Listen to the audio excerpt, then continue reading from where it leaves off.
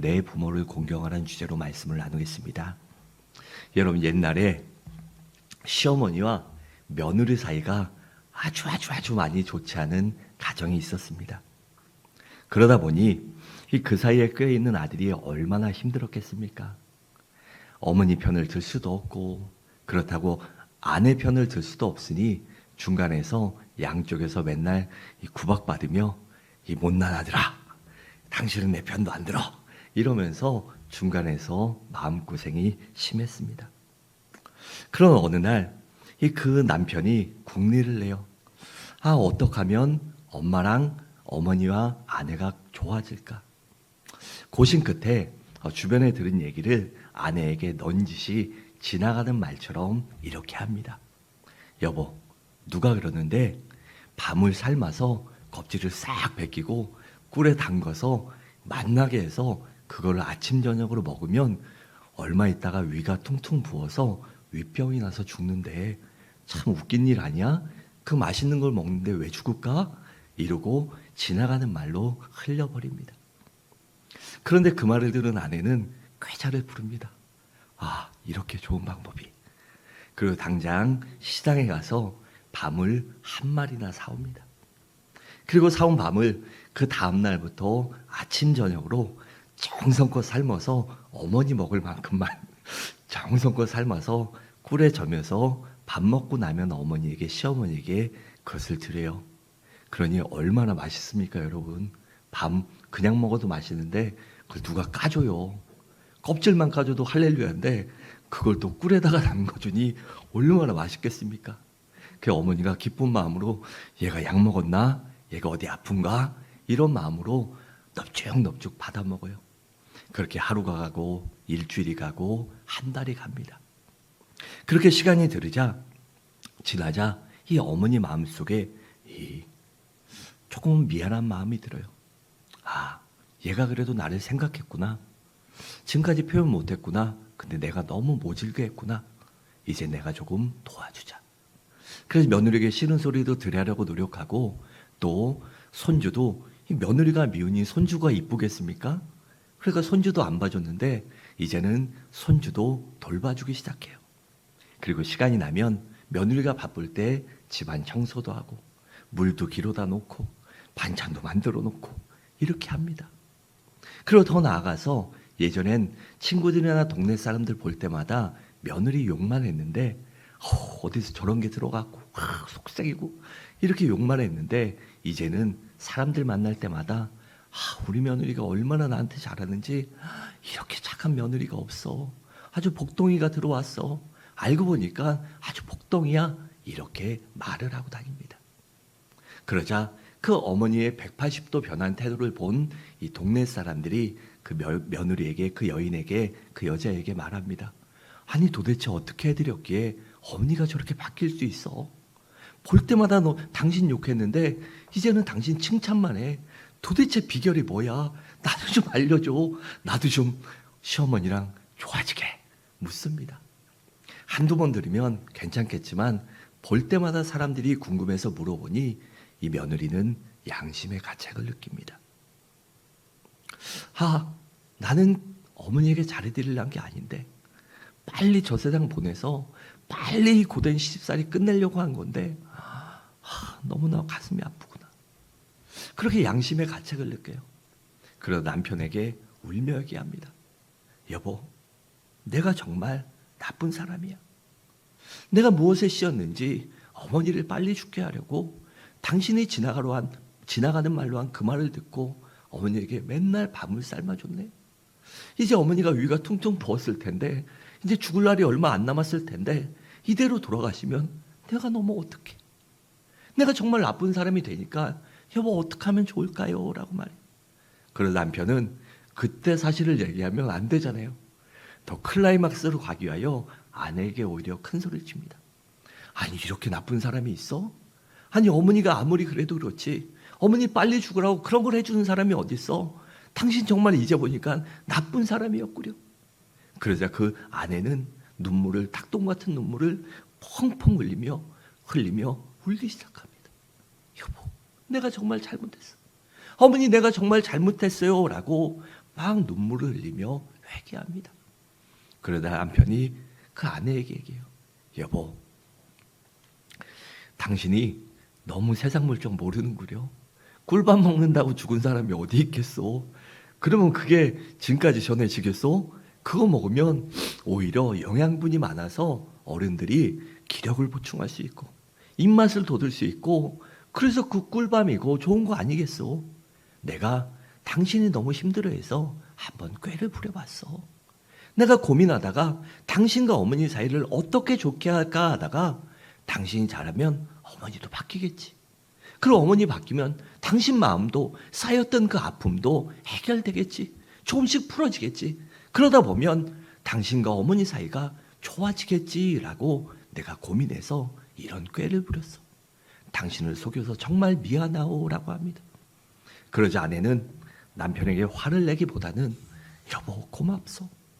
여보 고마워요 라고 하며 이제 그 가정은 주변의 어떤 가정보다 더 행복한 가정으로 변화되었다고 합니다. 여러분, 하나님께 주신 십계명은 원래 두 돌판으로 기록되었습니다.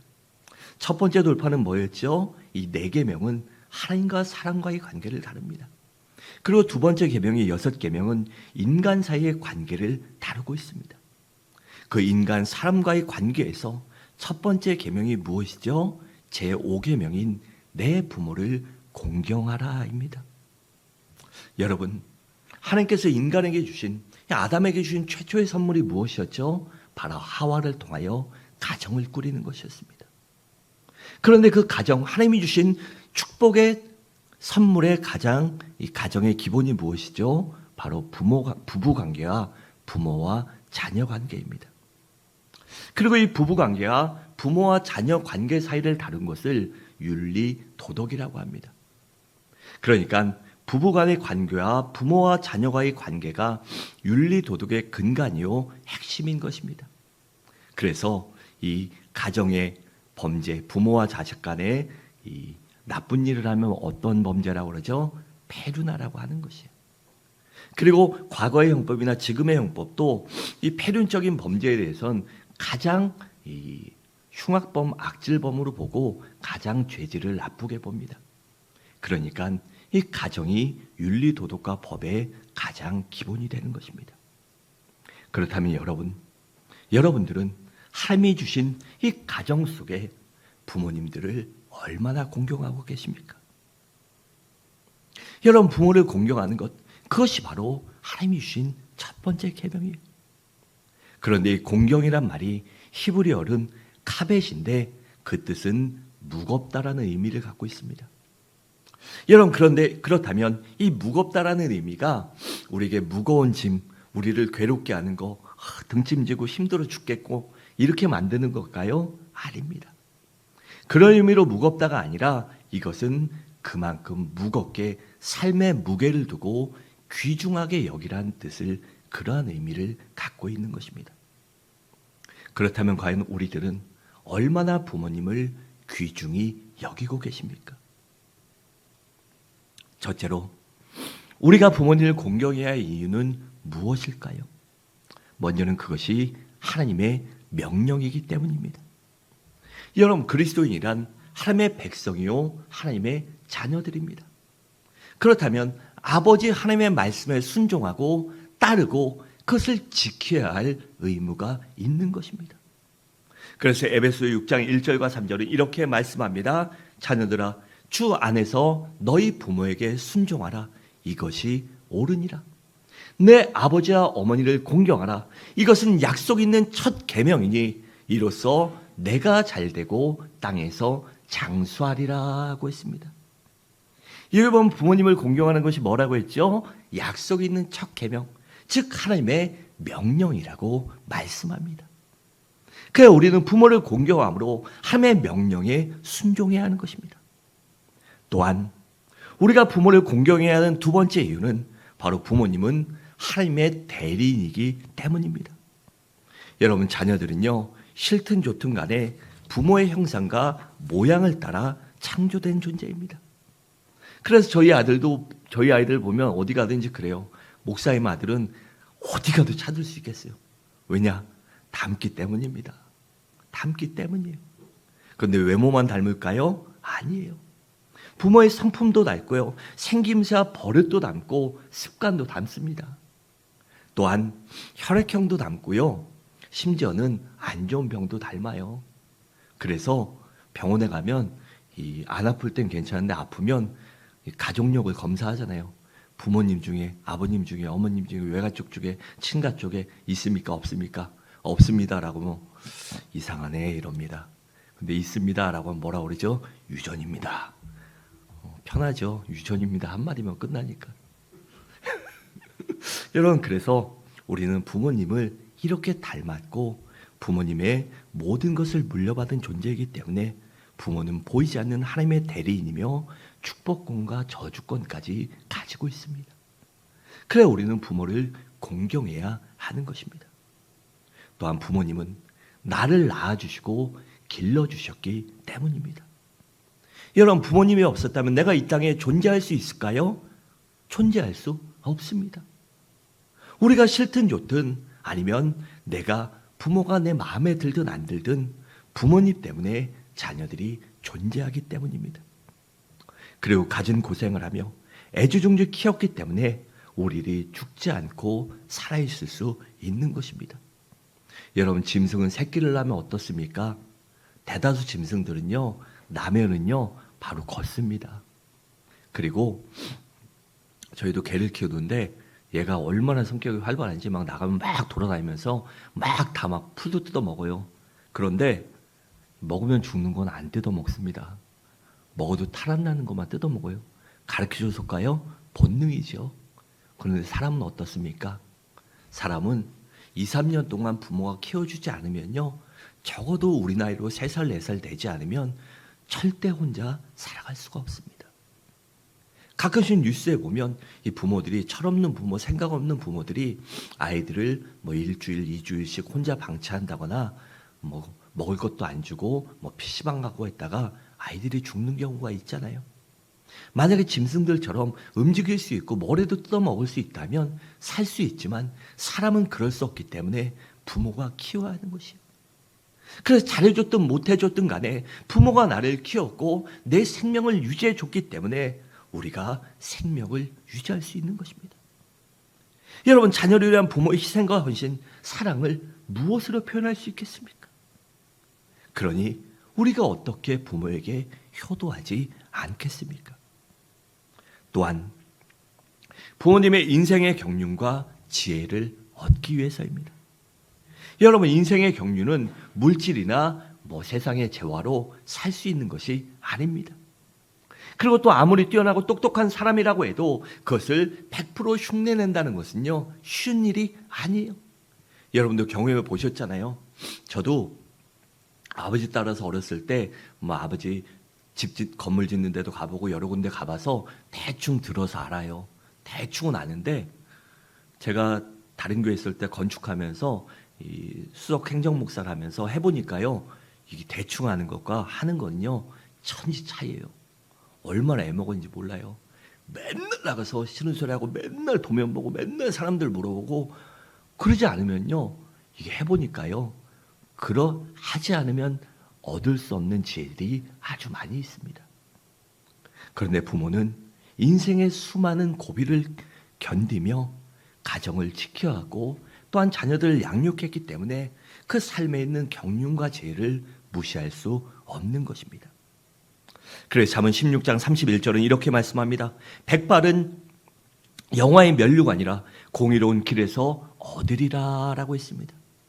그 부모가 평생 동안 쌓아온 그 경륜과 지혜를 얻기 위하여, 인생의 경험을 얻기 위하여 부모에게 충고와 고견을 듣기 위하여 부모에게 더욱더 효도해야 하는 것입니다. 또한 예수님께서 본을 보이셨기 때문이에요. 우리 누가복음 2장 51절을 함께 읽겠습니다. 시작.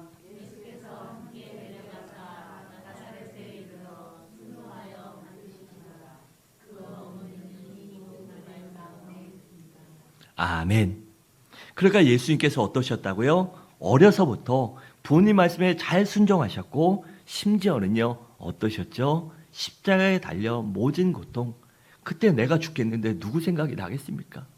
내가 아파 죽겠는데 정말 진짜 죽을 위기에 처했는데 죽을 위기에 처한 게 아니라 죽을 상황인데 죽어가고 있는데 그때까지도 어머니를 돌아보며 어머니를 걱정하며 사도 요한에게 어머니를 부탁합니다. 그래서 요한복음 19장 26절과 7절은 이렇게 말씀합니다.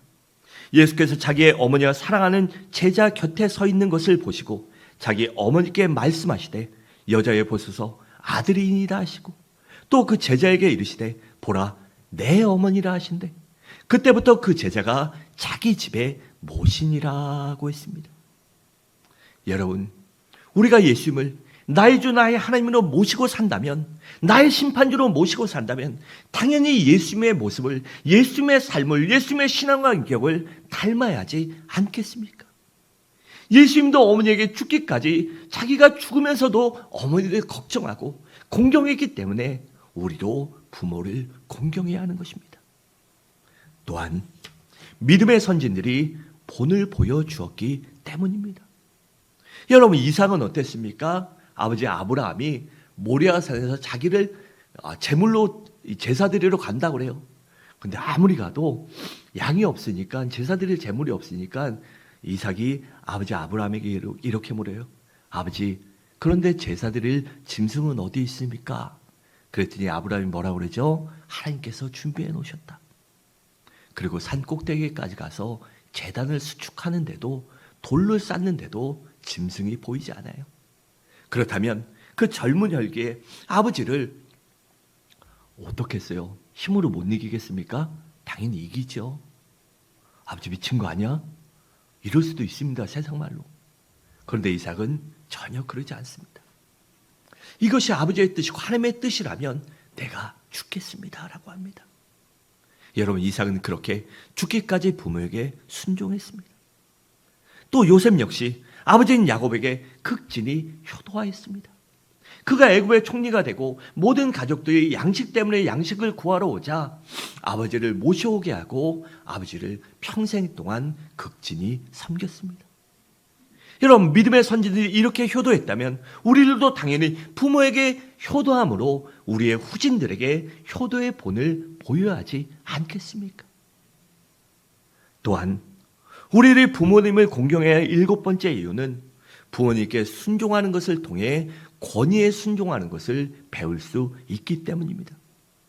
여러분, 부모에게 순종할 줄 아는 사람은요, 이 주변 사람들 아니면 윗사람이나 어른들에게 예의 있게 행동할 수 있고 공경할 줄 압니다. 여러분, 요새 젊은 아이들 점점 젊어질수록 어려운 게 무엇인지 아십니까?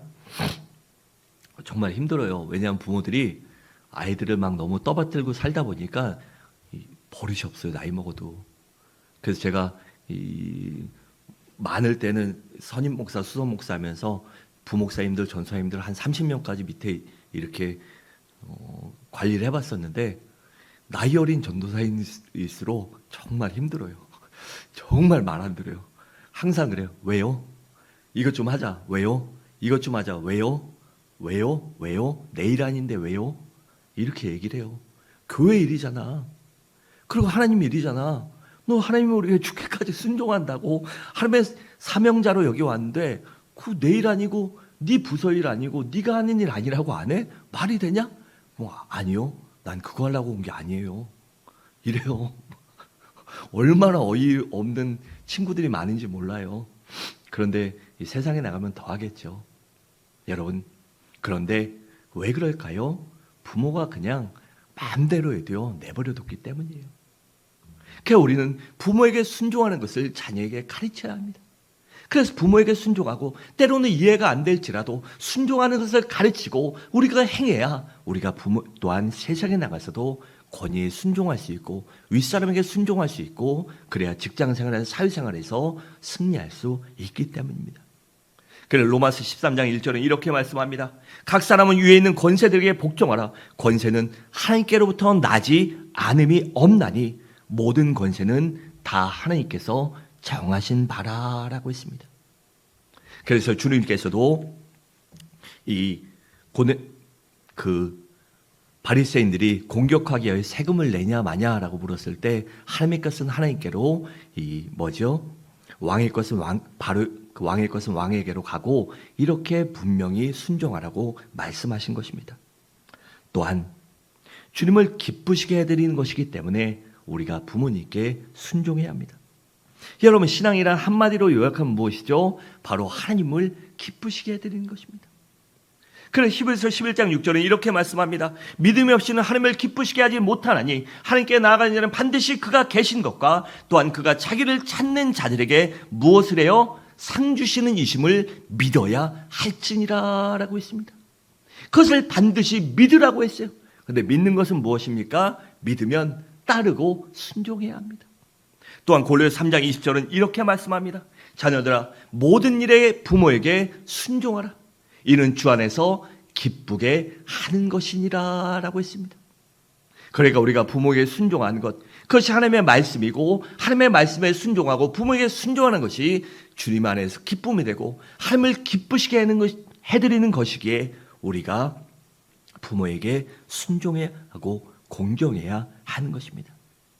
또한 부모님께 순종하고 공경하는 자에게는 축복이 약속되어 있기 때문입니다. 본문 16절은 이렇게 말씀합니다. 너는 내 하나님 여호와께서 명령한 대로 내 부모를 공경하라. 그러면 뭐라고 했죠? 내 하나님 여호와가 내게 준 땅에서 내 생명이 길고 복을 누리리라 라고 했습니다. 이처럼 부모에게 순종하는 자에게 하나님이 축복을 주시기 때문에 우리는 부모를 공경할 줄 알아야 하는 것입니다. 둘째로, 그렇다면 우리가 부모를 공경하는 방법은 무엇일까요? 다시 말해 우리가 어떻게 부모님을 공경해야 하냐는 것입니다. 먼저는 부모의 마음을 헤아려 순종할 줄 알아야 합니다. 여러분, 지혜로운 자식은 부모의 마음을 헤아릴 줄 압니다. 그래서 부모님이 기뻐하시는 일이라면 순종할 줄 알아요. 혹시 부모님의 마음을 미처 헤아리지 못하고 이해하지 못할지라도 그 말씀에 순종할 줄 압니다. 아니면 그게 너무 힘들면 순종하는 척이라도 합니다. 하는 척이라도 해요. 그래서 잠언 23장 25절은 이렇게 말씀합니다. 내 부모를 즐겁게 하며 너를 낳은 어미를 기쁘게 하라고 했습니다. 여러분, 우리 중에 혹시 부모님의 형편이 어려워 우리에게 남들만큼 못해줄 수도 있습니다. 또 못 가르쳐줄 수도 있을 거예요. 그래서 우리들이 고생을 많이 하고 있는 사람들보단 조금 어려움을 많이 겪었을 수도 있을 것입니다. 또 어떤 사람들은 그러한 사정과 형편에서도 온갖 고생 끝에 자수성가한 사람들도 있을 것입니다. 그런데 그렇다고 해서 부모님을 무시해서는 안 됩니다. 아버지 어머니가 나에게 해준 게 뭐 있어? 그 청소년 때 하는 말이죠. 사춘기 때. 나이 먹었어도 그런 말을 해서는 안 됩니다. 그리고 부모님이 아무리 내게 해준 것이 없다고 해도 무시해서는 안 됩니다. 왜냐하면 그것이 바로 그리스도인의 도리가 아니기 때문이에요. 그래서 우리들은 그리스도인으로서 마땅히 부모님께 효도할 줄 알아야 합니다. 또한 부모님이 물려준 유산을 소중히 여길 줄 알아야 합니다. 여러분, 유산이 무엇이라고 하죠? 사람들은 대개 물질만을 생각합니다. 그런데 우리가 부모에게 받은 유산은 물질만이 아니라 우리의 이름도 유산입니다. 또 우리의 가풍이나 우리의 신앙도 부모님이 물려주셨다면 그것도 바로 가장 좋은 유산입니다. 여러분, 가끔씩 이 신문을 보면 1년에 한 번, 2년에 한 번 뭐 이렇게 그 이름 개명한 사람들 그 보신 적 있나요? 이름을 개명한 사람들 거기 보면 얼마나 이름을 그 어이없게 졌는지요. 정말 부모 맞나 싶을 정도로 이름을 지신 분들도 있어요. 차마 입에 담기 험한 욕 같은 걸로 이렇게 진 분들도 있고 정말 어이없게 진 분들이 있어요. 옛날에야 뭐 우리 권사님들, 어머니 권사님들 세대야 뭐 그런 거에 조금 있었잖아요. 여자들 좀 무시하고 여자 태우면 아들 아니니까 좀 이름 이상하게 짓고 아들 위해서 아들 이름 짓고. 근데 요즘 시대에도 그런 이름이 있다는 게 조금은 의아할 정도로 그런 분들이 1년에 몇백 명씩 나와요. 그런데 그런 이름 안 지어준 것만도 얼마나 감사합니까? 제가 비밀 하나 알려드릴까요? 제 원래 이름이 성섭이에요. 웃기죠. 섭섭합니다. 정말 이름이 왜 그런지. 그 족보에는 성섭이라고 돼 있어요. 저희가 좀 약간 전통과 뭐 이런 걸 따지는 집안이라서 돌림자에 뭐 이렇게 이름 만드는 그게 있대요. 그 전통대로 짓다 보니까 이 족보에는 성섭이라고 돼 있어요. 근데 아버지가 아무리 봐도 애가 섭섭한 거예요. 그리고 학교 다니면서 놀림받을 것 같으니까 다른 이름을 지어서 성권이라고 졌는데 한자도 틀리고 한자가 할아버지가 한학을 하셔서 그런지 얼마나 어려운지 몰라요. 잘 쓰지 않는 한자입니다. 제 한자는. 그리고 획수도 한 20개가 다 넘어요. 성 빼고. 그렇다 보니까 어렸을 때 한문으로 이름 적는 것도요. 정말 어려웠습니다. 그 외우는 것도. 그런데 그럼에도 불구하고 성권이라는 이름도 약간 세련된 이름은 아니잖아요. 그렇잖아요. 성권이나 선옥이나 다 세련된 이름 아닙니다. 그런데 그 이름도 부모가 주셨기에 아름답게 여기는 것입니다. 또한 우리에게 신앙을 주셨고 믿음을 주셨고 믿음의 신앙, 모태 신앙, 못해서 모태 신앙이 아니라 처음부터 그 신앙을 주셨기에 우리가 신앙생활을 할 수 있고 믿음 안에 바르게 살아올 수 있었던 것에 감사하며 그것들을 소중히 여길 줄 알아야 하는 것입니다. 또한 부모님을 외롭게 해두지 말고 잘 들으셔야 돼요.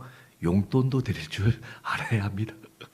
자녀분들 계시면 부모님 살아계시면 잘 들으셔야 돼요. 여러분, 인생의 가장 무서운 형벌은요, 바로 고독입니다. 사람은 나이가 들수록요, 혼자 있는 것이 두렵고요, 무섭기도 하고 어렵습니다. 아무리 똑똑하고 아무리 강단 있고 아무리 잘난 사람이라고 해도요, 나이 먹고 70, 80 되면요, 자식을 의지할 수밖에 없고 세상에 있는 거 뭐 하나 새로 하는 것이 두렵고 겁납니다. 그렇게 우리가 떨어져 살더라도 자주 문안 인사 전화라도 드려야 되고요. 시간이 날 때마다 찾아뵐 줄도 알아야 합니다. 저는 명절을 싫어해요. 그래서 나중에 저희 어머니는 그러셔요.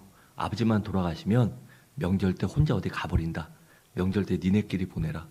저도 그래요. 저희 아이들한테 나중에 할아버지 할머니 돌아가시고 너네 장가하고 하면 난 명절 때 엄마랑 어디 갈 거야. 그러니까 오지 말고 니네끼리 살아. 그럼 언제 가요? 애들이. 그럼 제가 뭐라고 그러는지 아십니까? 평소에 와, 평소에.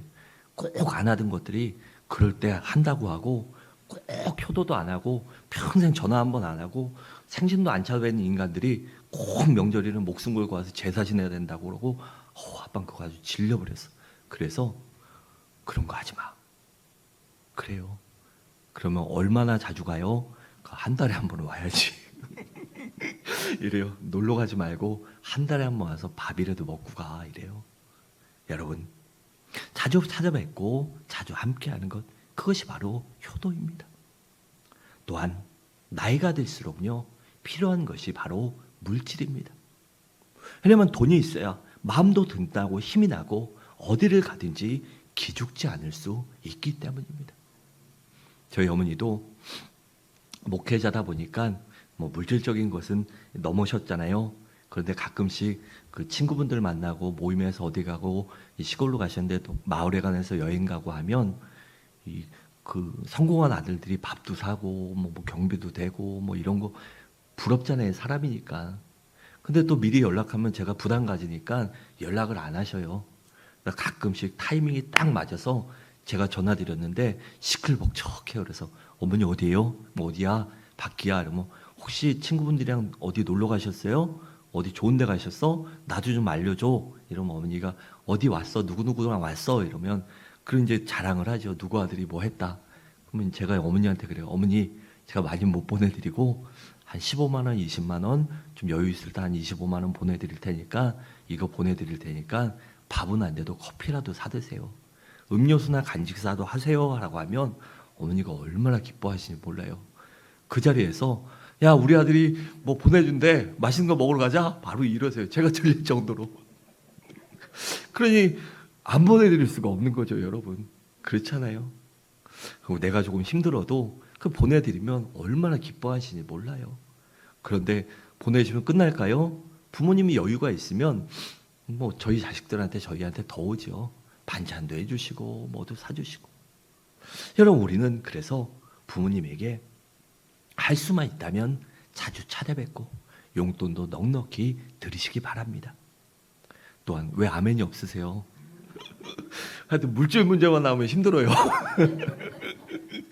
하여튼 용돈도 넉넉히 드리시기 바랍니다. 또한 형제지간에 우애할 줄 알아야 합니다. 여러분, 부모님 마음이 언제 가장 불편할까요? 바로 자녀들 간에 이 불화할 때입니다. 반면에 자녀들이 서로 우애하고 잘 지내면요, 부모의 마음이 기쁩니다.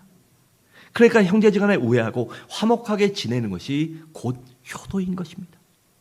또한 자녀들이 성공하는 것이 바로 부모를 공경하는 방법입니다. 여러분, 부모의 가장 큰 소원이 무엇일까요? 바로 자녀들이, 내 새끼들이 잘 되는 것입니다. 그럼 나보다 조금 더 낫게 살고, 나보다 조금 덜 어렵게 살고, 나보다 좀 덜 힘들게 살고, 나보다 좀 어디 가서 대우받고 살고, 이것을 바로 부모가 가장 원합니다. 그렇기 때문에 자녀들이 성공하는 것, 내가 성공하는 것도 곧 효도입니다. 또한 가장 중요한 효도는 바로 부모님의 영혼을 구원해 드리는 것입니다. 여러분, 효도 중에 최고의 효도는 바로 부모님을 전도해 믿지 않는 부모가 있다면 그들의 영혼을 구원시키는 것입니다. 왜냐하면 예수님을 믿어야만 영생복락을 누리는 천국에 가서 영원히 살 수 있기 때문이에요. 반면에 육신으로는 아무리 잘한다고 할지라도 그 부모에게 예수를 증거하지 못하고 예수 믿지 않으면 그 부모는 영원히 불과 유황못이 타는 지옥에 갈 수밖에 없기 때문에, 그래서 영원한 고통을 받을 수밖에 없기 때문에 그것이 불효가 되는 것입니다. 그래서 믿지 않는 부모님이 계시다면 한시라도 빨리 부모님을 전도해서 예수님을 믿게 해야 하는 것입니다. 마지막으로 부모님을 공경하는 방법은 바로 내 자신이 신앙생활을 잘하는 것입니다. 여러분, 믿는 부모의 최고의 기쁨이 무엇일까요? 바로 자녀들이 신앙생활을 잘하는 것입니다. 그래서 신앙생활 잘해서 교회 기둥 같은 존재로 쓰임받고 하나님의 축복도 많이 받고 은혜도 많이 받고 점점 형통함을 누리는 것, 그것이 바로 부모의 기쁨입니다. 그래서 요한서 3서 4절은 이렇게 말씀합니다.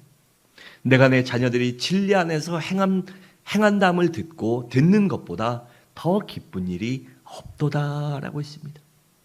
여러분, 자녀들이 믿음으로 살 때 이 가정의 윤리도덕도 지켜지고요, 또 사랑과 우애가 넘치면 그것을 인해 가정이 더 기뻐지고 아름답게 되는 것입니다.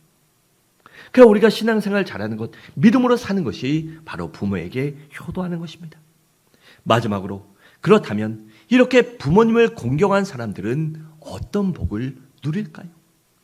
다시 말해, 하나님이 부모를 공경한 자들에게, 하나님의 말씀에 순종한 자들에게, 성도들에게 주시는 복이 무엇이냐는 것입니다. 먼저는 이 땅에서 잘 됩니다. 16절을 함께 읽겠습니다. 시작.